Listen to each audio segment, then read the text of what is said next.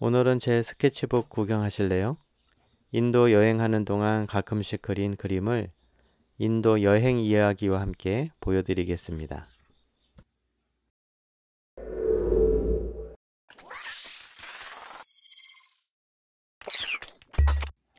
차가 뭔가 날씬해 보이죠? 실제로 날씬한 차라 신기해서 그렸어요.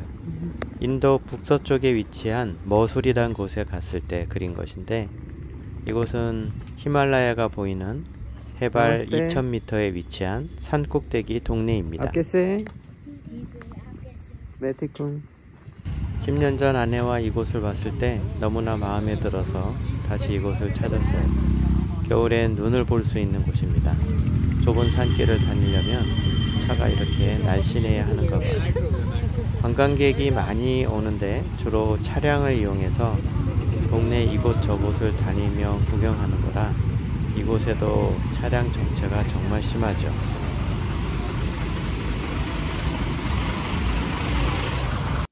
인도가 굉장히 덥잖아요. 그래서 영국 식민지 시절 영국인들 휴양지로 이곳이 사용되었다고 합니다. 제가 갔을 때는 낮에는 뜨겁고 더운데 밤이나 아침엔 제법 추웠어요. 이곳을 오기 위해서는 데라둔이라는 도시에서 버스를 타고 1시간 정도 계속 올라와야 합니다. 올라가는 동안 길가는 낭떠러지라 무섭기도 하지만 풍경이 너무 멋있어서 계속 감탄을 하게 되죠.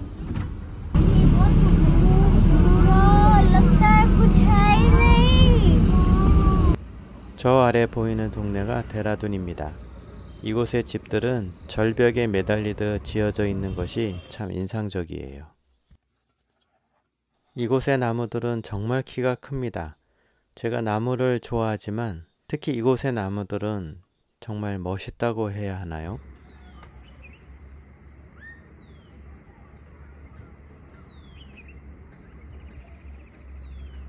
산꼭대기 마을이지만 인도스럽게 숙소 앞에 아침이면 소가 나타나길래 집을 나서면서 살짝 그려봤습니다. 가나 카레 가나 아철라가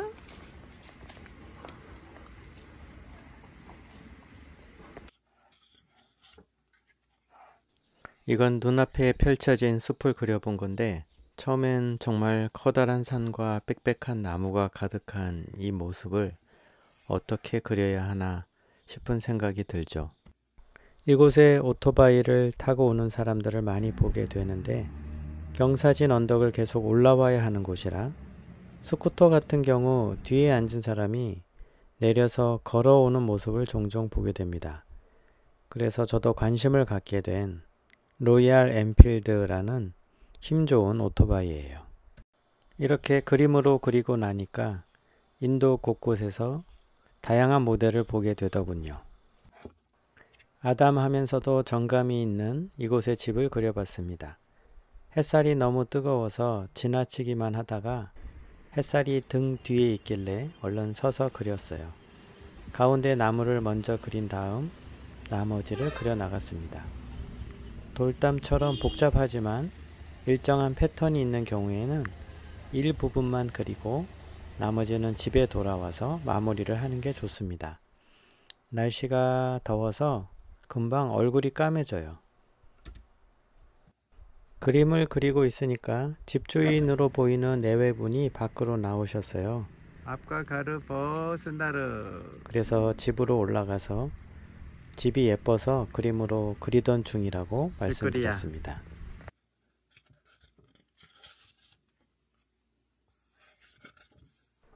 이곳을 떠나기 직전에도 그림을 많이 못 그린 게 아쉬워서 짐을 싸다가 얼른 밖으로 나가서 큰 나무가 있는 집을 그렸습니다.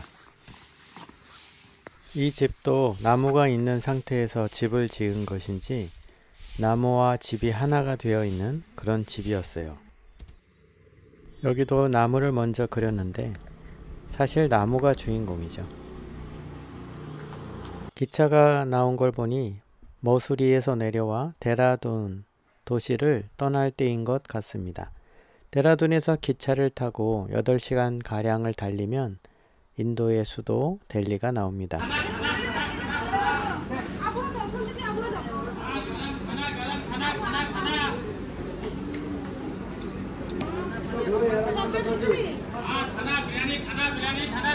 플랫폼에서 기차를 기다리는 동안 앞에 정차해 있는 기차를 그린 거예요.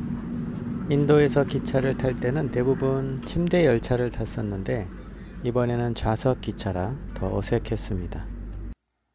기차에 AC 체어카라고 되어 있는데 에어컨이 나오는 좌석 기차라는 뜻입니다. 인도의 기차는 크게 에어컨이 나오냐 안 나오냐가 가격에 영향을 미치는 중요한 옵션이죠.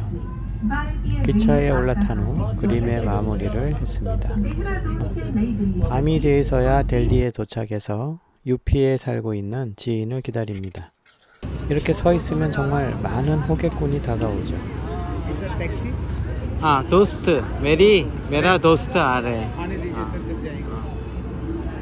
택시를 타고 30분 정도 외곽으로 달려가면 UP 지역이 나옵니다.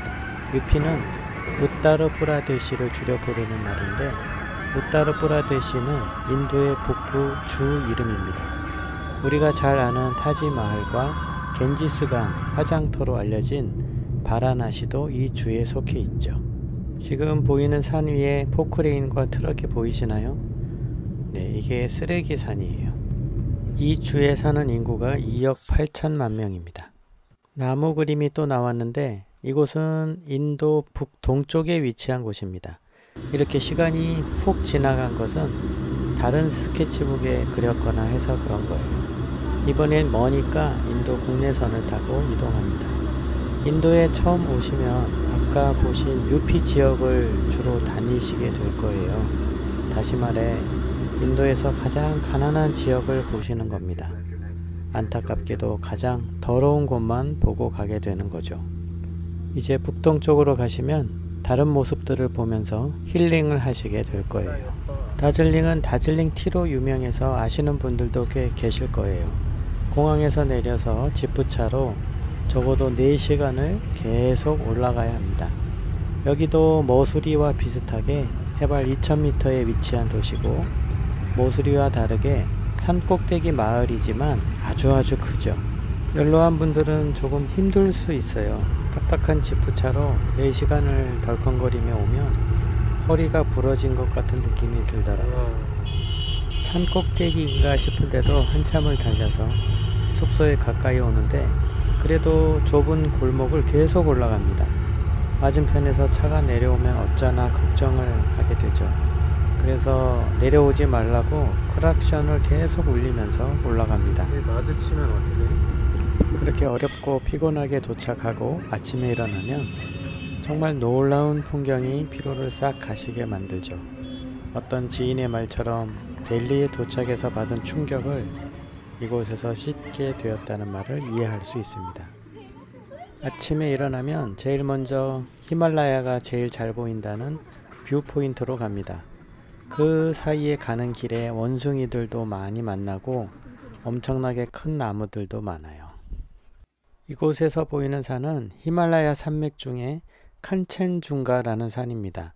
에베레스트와 K2에 이어 세계에서 3번째로 높은 산이에요.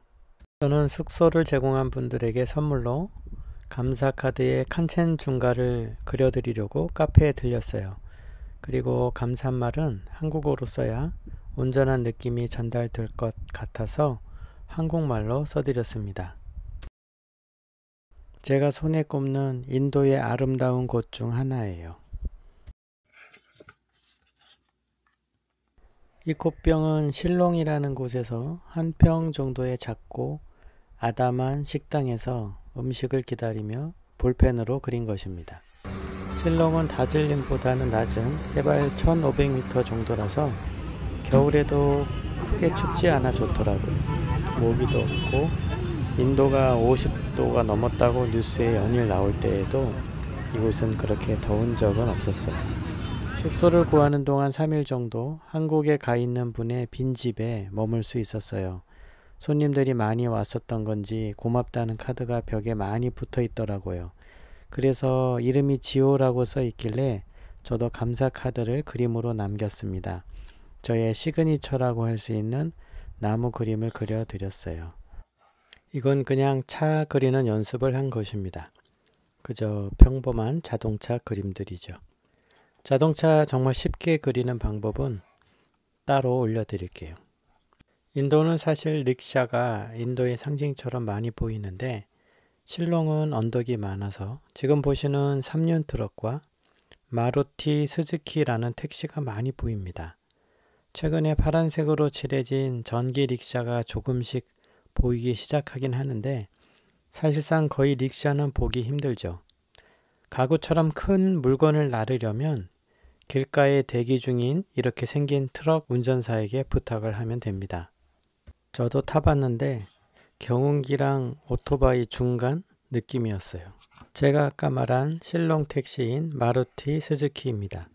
일본 차인 줄 알았더니 인도에서 국민차로 시작한 차인데 스즈키와 합작해서 붙여진 이름이더라고요. 실롱 택시는 이렇게 검은색에 지붕이 노랗게 칠해져 있습니다. 아이고, 실롱 택시 보여주려고 찍고 있었는데 택시랑 오토바이랑 접촉사고가 났네요. 외국에 나오시면 정말 사고 안 나게 조심하셔야 합니다. 저도 오토바이를 사려고 준비 중이라 저런 사고를 보면 걱정이 되어요. 실롱 오고 나서 동네 구경하면서 걷는 게 좋아서 1시간 정도 거리는 걸어 다니는 편이에요. 마루티 스즈키를 또 그렸네요. 이건 택시 안에서 앞에 달리는 택시를 보고 그린 건데 실롱의 택시는 거의 버스 역할을 하기 때문에 중간중간 손님을 계속 태워요. 운전사를 포함해서 7명, 어린아이가 있으면 8명을 태우기도 합니다. 처음에 오시면 당황하실 거예요. 꽉 찼는데 태우면 정말 구겨 넣는다는 느낌이 들죠. 이건 차를 그리고 있는데 차가 출발해 버려서 뭔가 그리다 만 것 같은 그림이 되었고요. 이 트럭은 실롱의 쓰레기차입니다. 쓰레기차가 오면 크락션을 아주 크게 울려서 알려줍니다. 그러면 사람들이 와서 쓰레기를 트럭 위로 올려주죠. 그러면 위에서 그걸 받은 다음 분리수거를 그 자리에서 하는 것 같아요. 그래서 분리수거 하느라 시간이 좀 걸리면 줄이 점점 길어지더라고요. 아무튼 매일 쓰레기 수거를 하면서 지자체에서 관리를 잘 해서인지 실롱은 길에 쓰레기가 거의 없는 편입니다. 실롱에서 보이는 많은 집들은 이곳 카시족 사람들의 전통 가옥이에요. 양철로 된 지붕과 나무 바닥 그리고 많은 창문이 특징으로 보입니다. 이곳 분들은 집을 관리하는 것을 정말 좋아하는 것 같아요. 페인트도 파스텔 투톤으로 집집마다 다르게 선택해서 정말 이쁘고 화려하죠. 그림 그릴 맛이 난다고 할까요?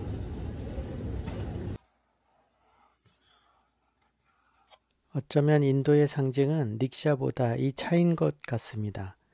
정말 많이 보게 되는 차인데 처음엔 영국이 인도를 떠날 때 놓고 갔나 보다 라고 생각했는데 그게 아니었어요.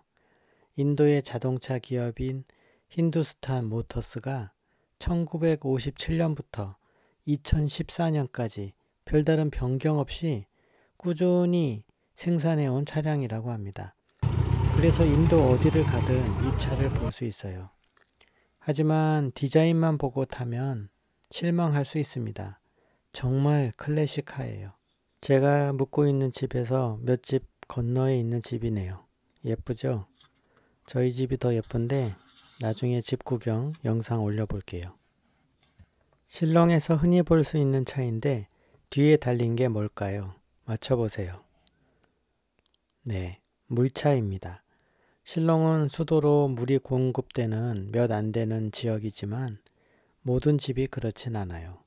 많은 집들은 이 물차를 불러서 탱크에 물을 채워서 사용해야 합니다. 다행히도 저희 숙소는 모터를 키면 물을 채울 수 있어요. 실롱은 한국의 60년대나 70년대의 정서를 가지고 있습니다. 큰 도시지만 마을 이장님의 목소리를 전봇대에 달린 스피커를 통해 들을 수 있어요. 사람들도 정말 착하고 그중에 저녁 노을은 여러분께 꼭 보여드리고 싶은 풍경이에요. 이곳에서 그림 많이 그려서 여러분께 보여드릴게요. 너무 길어져서 오늘은 여기까지 보여드립니다. 여행하면서 그림 그리는 로망이 있지 않나요? 틈틈이 시간을 내서 보여드릴 수 있도록 좋아요와 구독 그리고 알람 설정 부탁드립니다.